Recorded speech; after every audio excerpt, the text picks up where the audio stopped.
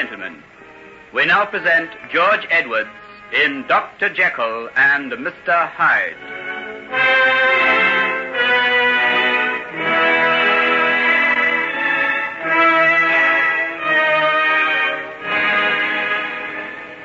Let me see now.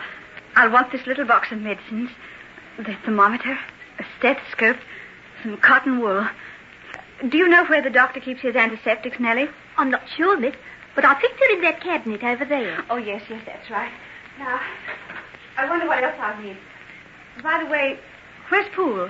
He went away yesterday morning, miss. Went away? Yes. I'm not certain, but I think he's gone to try and get Dr. Lanyon to come back from his honeymoon. He's been awful worried over the master, miss. Yes, I suppose so. Has Mrs. Poole been in charge while he's away? Yes, miss. She's downstairs now, getting a tray ready to take over to the doctor. A tray? That's his orders, miss. 3 times a day, food's to be taken over to him. It's to be placed outside the door, and then whoever goes over with it is to leave at once. We never see him, miss. There's the empty tray waiting for us when we get back, and not another sign. I see. There's Mrs. Poole coming up with his supper now, miss. Will I tell her you're here? No. I'll go out and see her myself. Ask someone to get me a cab, will you? I must hurry away as soon as I can. Yes, miss. I'll do it right away. Thank you. Mrs. Poole? Lord, Miss Peters, how you gave me a start. I never dreamt of seeing you back here so soon. Are you feeling better, miss? Yes, I'm all right. There was nothing really the matter with me. I only needed a little rest. Tell me, Mrs. Poole, have you seen Dr. Jekyll? No, miss. None of us has. Not since the night after you left. And how was he then? Oh, dreadful, moody and depressed, miss. Never touched a bite of his food and didn't say a word to no one. Poole told me that he spent most of the night in his study writing letters.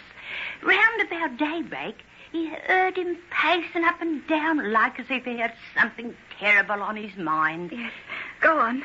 Well, you know, miss, that Poole's never the one to pry on his master.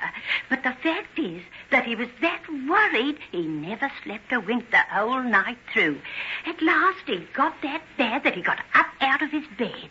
Did he see the doctor? No, miss, but he heard him. He came back pale and trembling and sat on the edge of the bed not knowing what to do.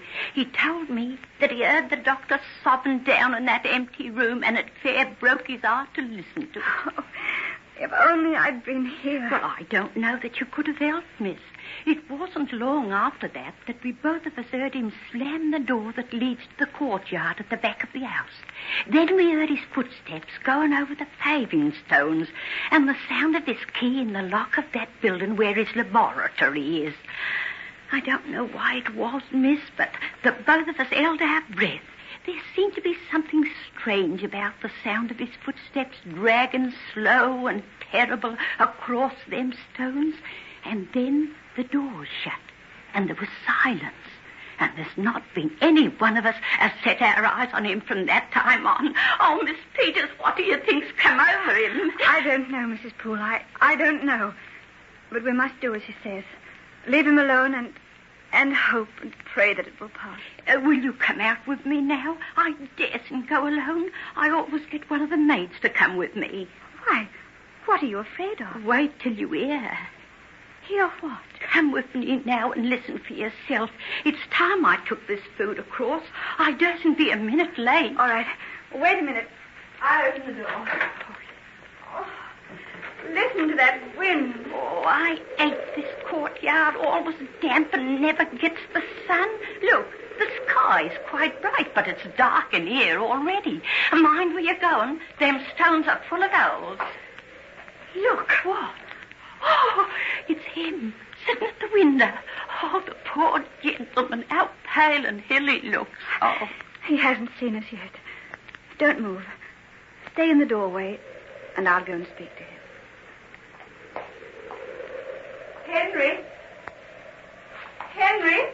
Helen, what are you doing here? I came to see you, Henry. I heard that you were sick. I'm so glad to see you, dear. You must go away, Helen. Please don't send me away. I just want to be near you in case there's anything that I can do. No, No, it's quite impossible. You can do nothing. I beg of you to go. Now, at once. But why? Because... Oh, Helen! Henry! Henry, what's the matter? Oh, Miss Peters, Miss Peters. Oh, what does it mean?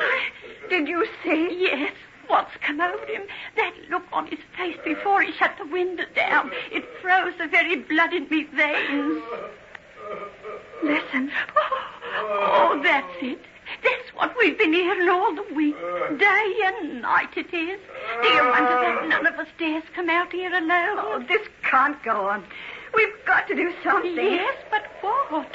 That's why Poole's gone for Dr. Lanyon. We had to have some help. Oh, but he mightn't be here for days.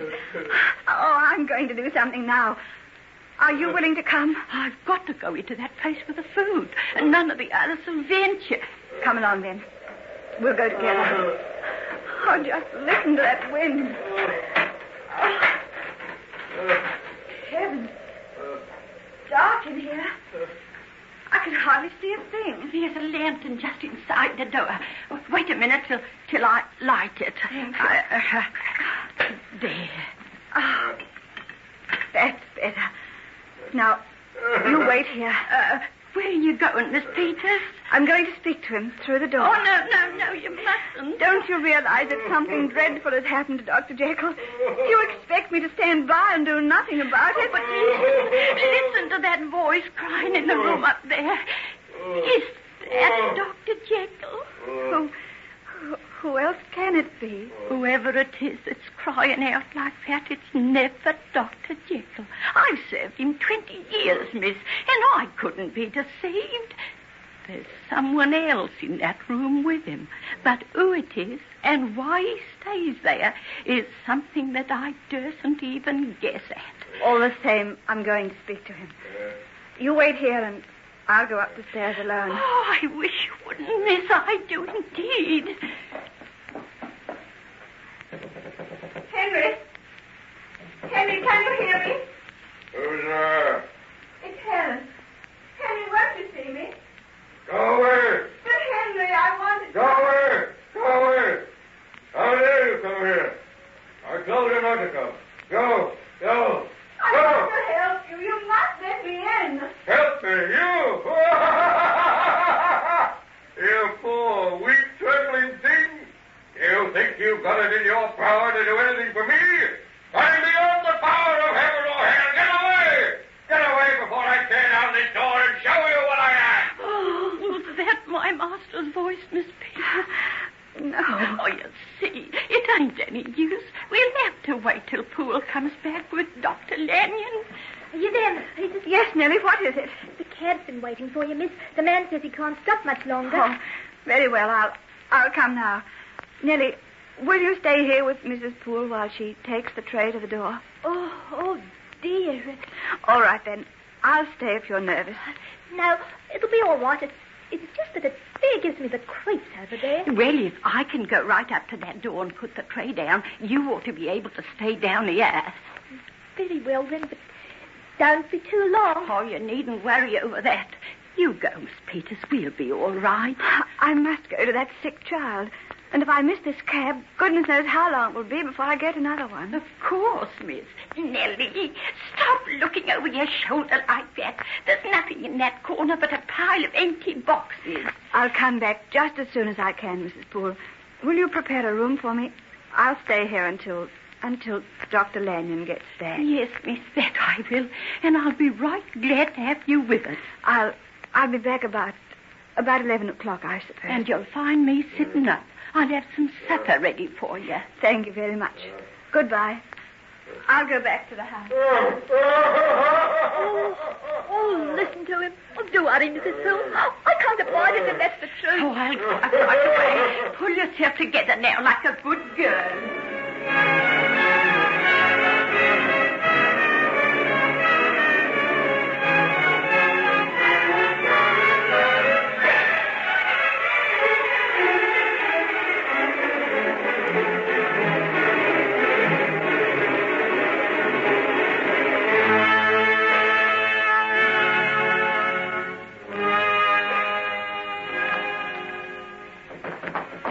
Open this door,